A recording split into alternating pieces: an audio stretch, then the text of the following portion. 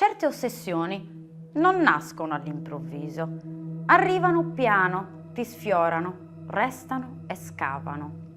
All'inizio sono solo pensieri che si confondono con tutto il resto, piccoli rumori di fondo che non disturbano. Poi diventano l'unica cosa che senti, come una voce che si stringe nella testa e non lascia spazio a nient'altro. Per Marco Mariolini la magrezza non è un gusto, non è un tratto estetico, è una religione. L'osso diventa un altare, il corpo che scompare una rivelazione. Ogni donna che non svanisce abbastanza gli sembra un'offesa, una bestemmia contro quel Dio che si è creato da solo. Io sono Michela Mancini e questa è la storia di Marco Mariolini, il cacciatore di anoressiche.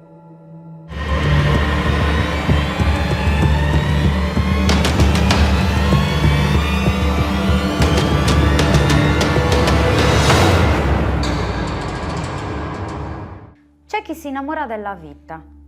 Lui si innamora di un'idea di perfezione che consuma tutto, che toglie carne, peso, colore, presenza. E quando incontra Monica, fragile, trasparente, viva appena, capisce che quella visione non la lascerà mai più andare. È il 14 luglio 1998. Il sole graffia l'acqua del lago Maggiore, a Intra, e la giornata scorre lenta come tante altre. Famiglie che passeggiano, il rumore delle risate in lontananza, il verde che ondeggia piano. In mezzo a quel silenzio una coppia cammina. Lei è piccola, pallida, ha le braccia incrociate sul petto. Lui rigido, le mani in tasca, lo sguardo a terra. Parlano. Lei dice basta. Lui chiede un'ultima possibilità. Poi succede.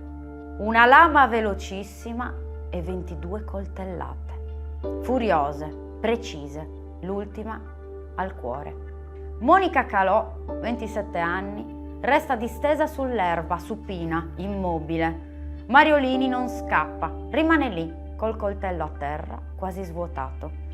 Ho mirato al cuore per ucciderla al primo colpo, dice.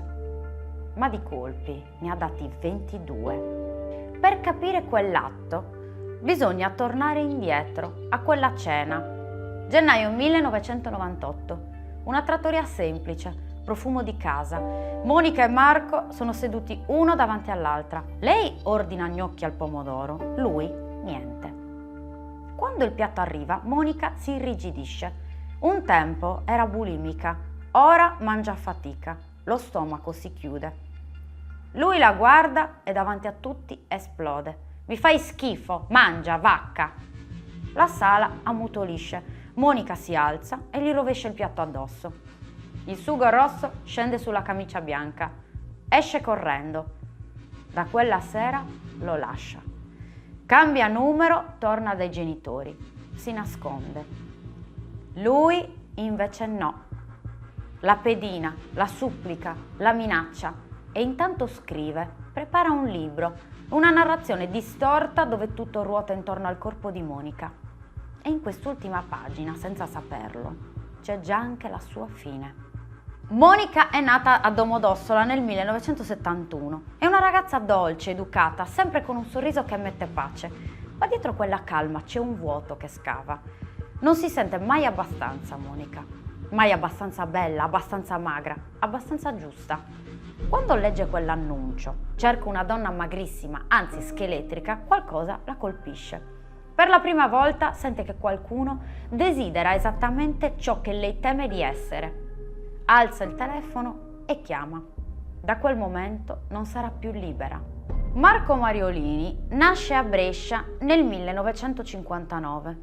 Cresce in una casa dove il silenzio pesa molto di più delle parole, con una madre autoritaria che schiaccia tutto e un padre assente. A scuola parla poco e osserva troppo.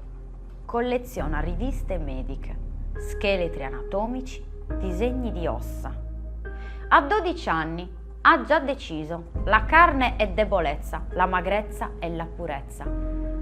Lo chiama attrazione dimagrante. Più una donna svanisce e più diventa perfetta. Monica diventa la sua discepola senza saperlo. Il diario del peso, la bilancia, il controllo, la sottomissione travestita da amore. Ogni mattina si pesano, una colonna per i grammi, una per i giorni. Monica deve scendere, sempre. Quando scende sotto i 39 kg, lui scrive: perfetta, così devi restare.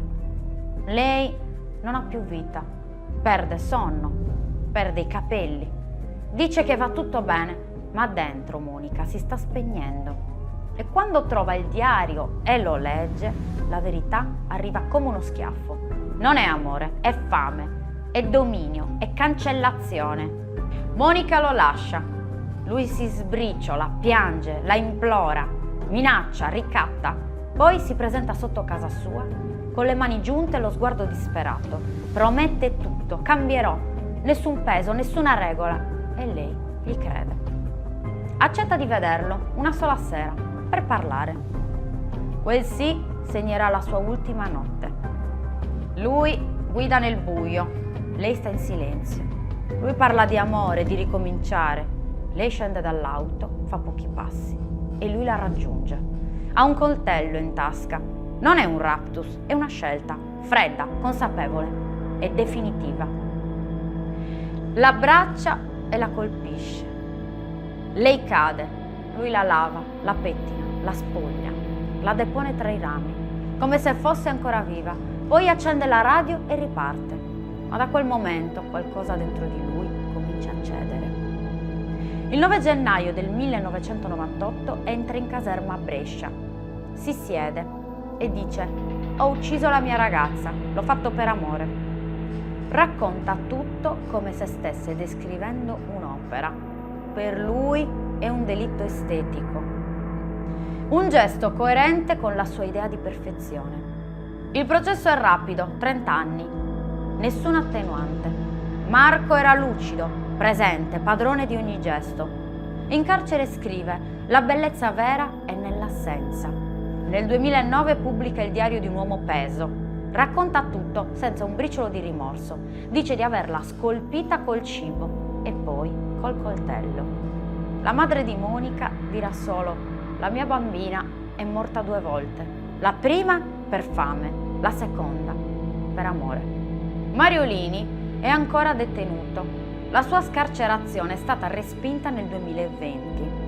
E allora resta una domanda, sottile, velenosa e inevitabile. Quanto può pesare il male quando si traveste d'amore?